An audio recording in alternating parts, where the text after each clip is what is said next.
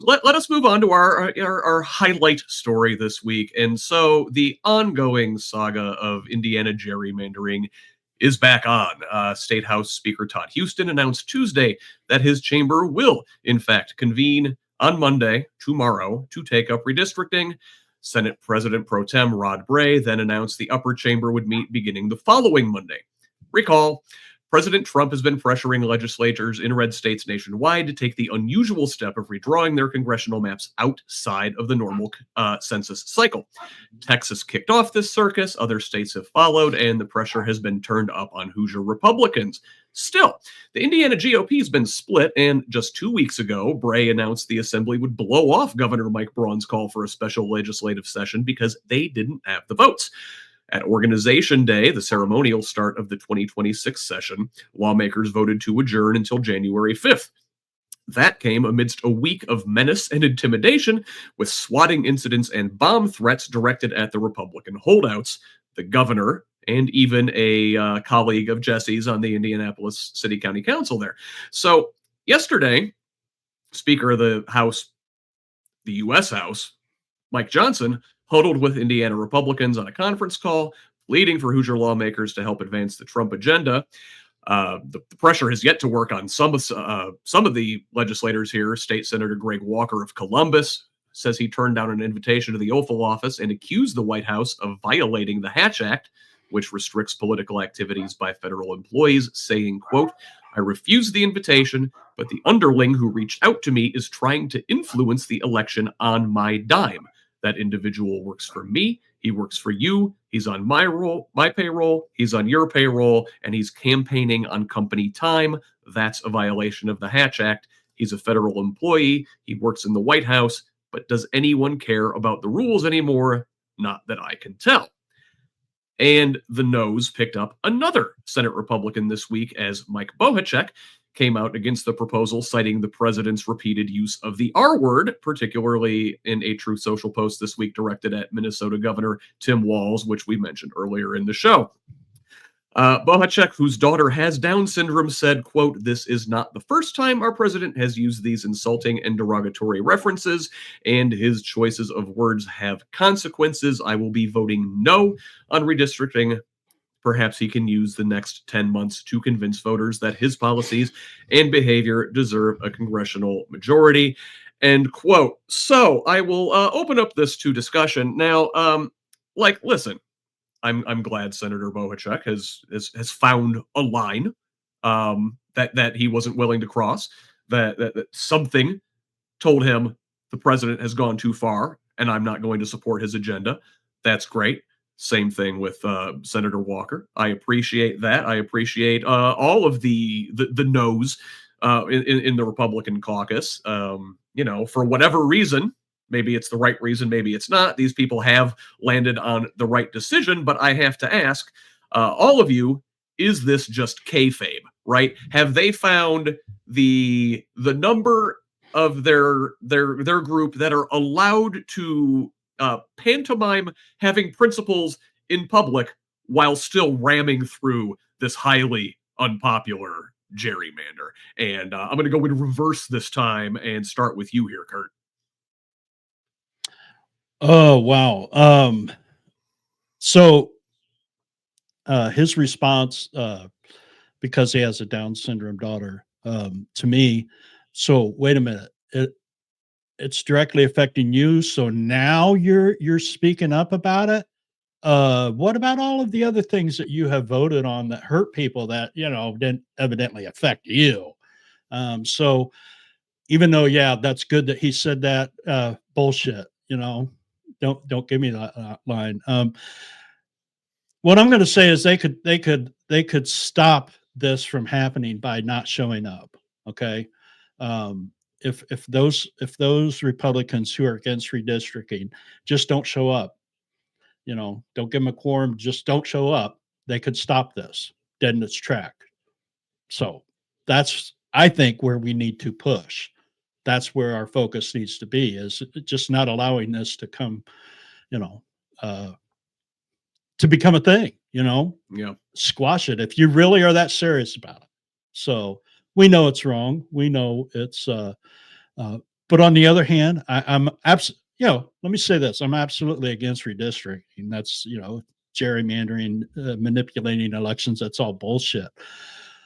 But I think there's something going to happen that we saw with the results in New York City in this last election that I think scaring the hell out of Republicans, because I don't think people understand how much this administration has pissed off a lot of people in this country, and they're going to make damn sure they show up to vote this next term, because they're not going to allow this to happen again. So that's what will the gerrymandering affect outcomes? Possibly, but I think if we show up to vote, it doesn't matter what they say or what they do, we will win. And that's where our focus needs to be. Let's fight the gerrymandering. Let's do that. Let's stop the redistricting. But our focus needs to be on exciting people, educating people, getting individuals involved in running for office. That's our main problem.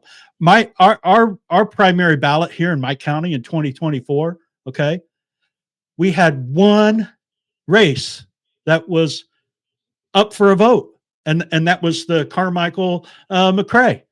We had 8 no candidate positions on our ballot.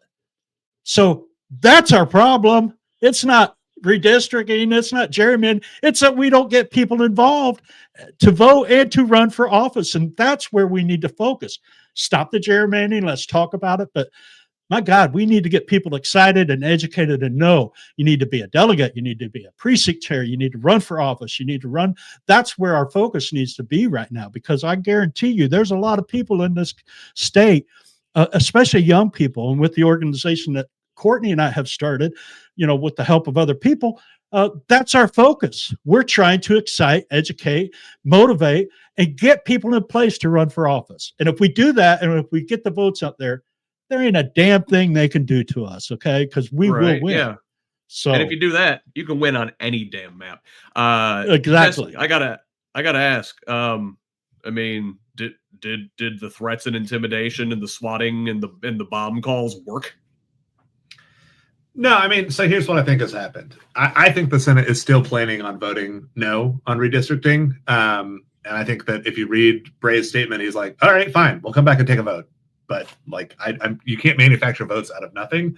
I think that the swatting stuff has woken some legislators up to this game that they're playing, having consequences that could come back on them and their families. Like you look at Donald Trump, who you can watch his face as he wins the election in 2016 and realize he doesn't actually care about political power. He cares about self-enrichment, and he cares about being on TV and being famous. Like, that's what he wants. Exactly. That's why he looks kindly at Zoran, despite them having totally separate policies.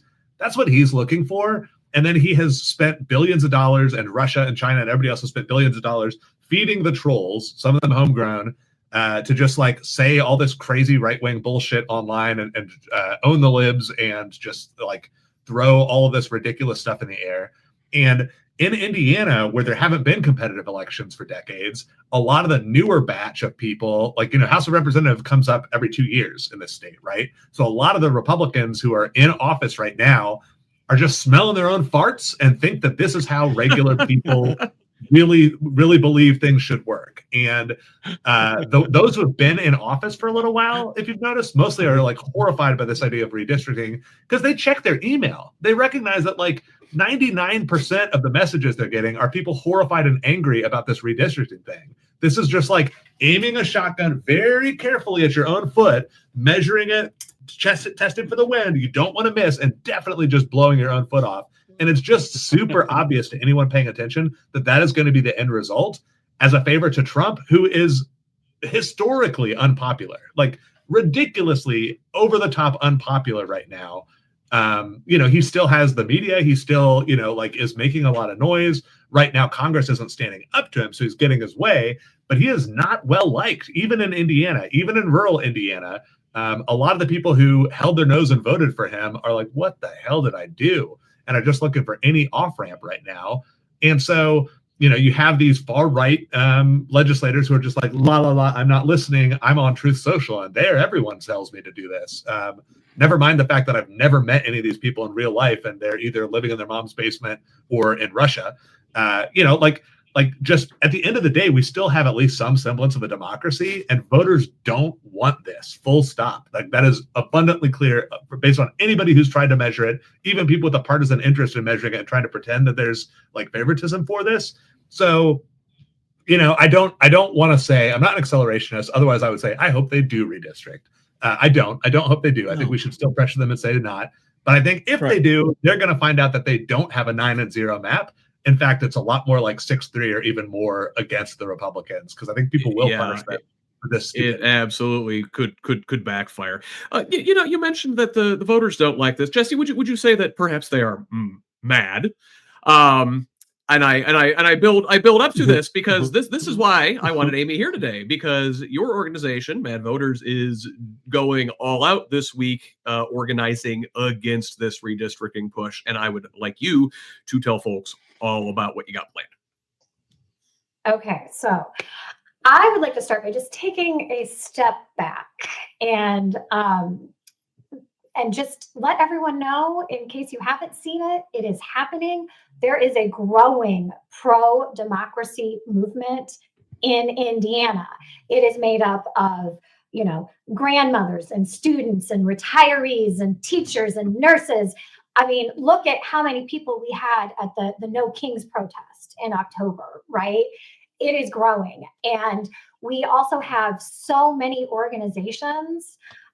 Pretty much every organization that isn't MAGA is part of this coalition. And so we have Republicans, independents, Democrats, everyone who wants to live in a democracy is stepping up right now and doing the work that needs to be done. And, as you mentioned, the MAD in Mad Voters actually stands for Mutually Assured Democracy. So over the summer, right? Love it. Over the summer, when this issue first came up, and we had J.D. Vance coming to Indiana to pressure, our governor and speaker and Senate Pro Tem to take up redistricting, Mad Voters was like, okay, we're mobilizing people, because we recognize this is much bigger than gerrymandering or politics as usual. This is actually part of the authoritarian breakthrough that we've seen in this country. This is part of what is known as an authoritarian consolidation of power. This is an attempt to rig the 2026 elections so that we will not have free and fair elections in the future. We will have elections similar to Russia, where, they have elections, but who's going to win before a single vote is even cast. And, that's referred to as competitive autocracy. And we do not want that situation in this country. As Hoosiers, we have seen what one-party rule has done. We are at the bottom of every quality of life metric. It's horrible.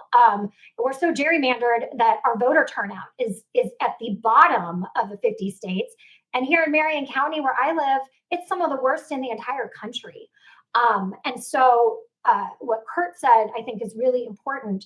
We have to give people something to vote for. We have to give them inspirational candidates that, have a message of economic populism and are helping, are talking about how expensive everything is and affordability and doing what the people want. And so when it comes to redistricting, we've had several different polls that show the vast majority of Hoosiers are against this. We've had, centrist organizations doing town halls where upwards of, 90, 95% of the attendees were against redistricting. Nobody is for this. There are no Hoosiers who are asking for this. This is something that is completely coming from DC and pressure from the president. It's part of this authoritarian power grab. And so at Mad Voters, what we're trying to do is help people advocate for themselves. So how are we going to do that? Let's start with Monday, tomorrow at the State House. Starting at noon till about 3 p.m., we will be having a rally against redistricting. And this is Again, that very broad pro-democracy coalition where we've got, the ACLU, Planned Parenthood, Common Cause. I mean, I could just go on and on with all the different organizations that are a part of this. We will all be there. We will have a great lineup of speakers. We are encouraging everyone. I've got my purple on today. There's a reason for that. Wear purple. It's a show of Hoosier solidarity. This isn't a red issue or a blue issue. It's a Hoosier issue. And we are all against this redistricting and having our votes silenced.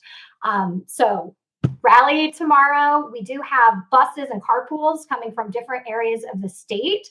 Amazing. Look into that if you're coming farther away. Also, I'm not sure how much more snow we're supposed to get, but, I would just stress, make the right decision for yourself, safety first. If you have concerns about getting out on the roads, by all means, do what is right for you. But hopefully we can get some safe ways to get people at the State House tomorrow. And then on Tuesday, we don't have a time yet because, sometimes our legislature likes to be sneaky and wait till the last minute. But don't worry, we're ready for them. Indiana Republicans? Sneaky? Right? It's No. crazy. I know. But there will be a House committee hearing. And what we are doing at our website, madvoters.org/testify now, common everyday Hoosiers can submit their testimony, why they are against redistricting, why this issue matters to them. We've already gotten just dozens of submissions, and they're not just coming from Democrats. Independents, Republicans. This is across the political spectrum that people are opposed. So if you can come to the State House on Tuesday for that committee hearing, we'll update as soon as we have the time. Again, asking everyone to wear purple. Mad Voters will have some shirts and buttons available. And if you're not able to get there, please submit written testimony. This is important that we are using the levers of democracy that we have available right now and making our voices heard. If you need any help, out on our website, we've got some, data around redistricting and some message points that you can use. We're here to help you, use your voice. And then we'll see how the week goes. But we are planning Thursday evening. One of our partners, Indivisible Central Indiana, will be hosting a redistricting update webinar where we will be hearing some from our State House leaders. And we'll be getting some insights and some updates on what's happening. I'll be moderating that conversation on Thursday. So, we're just doing everything we can to get the information out there to help people advocate for themselves. And so, keep watching, madvoters.org and at madvoters on social media. We will keep it updated with all the latest information. And as the tactics need to change, we've got action alerts on our website. So it'll pop up right when you get there and say, hey, contact your representatives, contact your senators, whatever the latest action is, we've got it updated and we make it easy. So that you can connect directly to your representatives and, make your voice heard. Sorry, very long-winded answer, but we've got a lot on this one. That was great. No, that's amazing. That's why we want you. We brought you here for all this information. Yeah, I disagree with you on one thing. I disagree with you on one thing. There are some people in this state who wanted redistricting. There was 15 of them at the 9/0 rally. So, That is a good point. I just had to correct you on that. There are about 15 of them. 15. So, Yeah. Very good. I love it. Kurt closing us out with a funny. Listen, while you got the mic, Kurt, we are at the 2-hour mark. So let's go ahead and wrap this thing up. Tell the people where they can find you. Hey, Hoosier Blues 63 is where you can find me. I mentioned a little bit ago, Courtney Enochs and I and some others are involved in a new program, a new group called Hoosiers Progressive Academy, and we are trying to educate, excite, and inform people to run for office and how they go about doing it. We talked about delegates. We're having a weekly training seminar. Blythe Potter's going to join us on Tuesday night. That's our goal, to educate, excite, and get people involved in running for office. So please follow us on Facebook. Right now is our main platform, Hoosier Progressives Academy, and Hoosier Blue 63. That's where you can find me. And I appreciate you having me here today. So thank you, Kurt. Appreciate you being here, and I appreciate your new organization. You guys are doing great work. That is definitely something we really need in the state, and I thank you for that. Jesse, where can the folks find you if they liked what you had to say today, or even if they didn't, they just want to give you shit? Yeah. If you want to talk shit, I'm here for it. I spend way too much time arguing with people online, so I would love it to argue with you. Find me at Jesse for Indy on most social media platforms, Naptown J Brown on a couple others, or better yet, join DSA and argue with me in the members only Slack. Also, if you want to argue with me in person or give me a high five or anything in between, meet me at my 40th birthday party / fundraiser, which is going to be December 20th here in Indianapolis. If you're listening to this, I'd love to have you come. Check later today. I'm going to have tickets available for that. It should be $25, I think, for the general public, $10 if you join DSA. So see you there. Oh, amazing. Fantastic. And finally, Amy, one more time, give folks the pitch about Mad Voters, the finest advocacy organization in the state. Oh, thank you so much. Yes, so we are here to empower civic engagement. You can find us at madvoters.org or at madvoters on all the social medias, except for the bad place. And yeah, we are here to serve you. We are here to help you, provide resources, information, help you understand what the shenanigans the state house is up to, so that you can best advocate for yourself. And I hope to see a lot of you this week as we are continuing, hopefully, in the home stretch of our, pushback against this redistricting nonsense. And thank you so much, Scott. This was so much fun. I can't wait to do this again. I can't wait to have you back. Let's do it again soon. But in the meantime, also, hey, thanks to everybody who came into the chat today. It was popping off. Lynn, Terry, Femi Blue 82. Thank you all. If I missed anybody, there were a bunch of you in there. But thanks for your contribution to this discussion. Let me give myself my information one more time. Again, the website is whosleft.us. Appreciate a paid subscription over there, and follow on all the social medias at HoosLeft. Until next time, this has been Who's Left This Week. Love each other, Indiana. Bye.